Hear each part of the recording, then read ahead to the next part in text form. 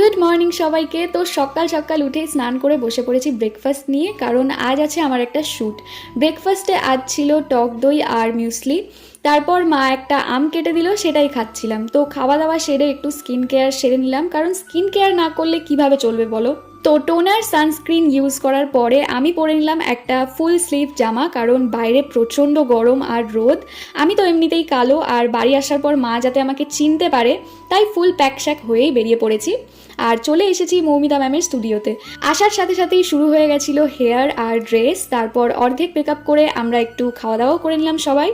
আর তারপরে কমপ্লিট হয়ে গেল আমার মেকআপ। আর ক্যামেরার পিছনে কত কি হয় সেটা তোমরাও দেখে নাও। তো স্টুডিওতে শ্যুট করে তো আমাদের পোষায়নি, তাই আবার যাচ্ছি ছাদে। আর এই হলো আমার আজকের মুয়া।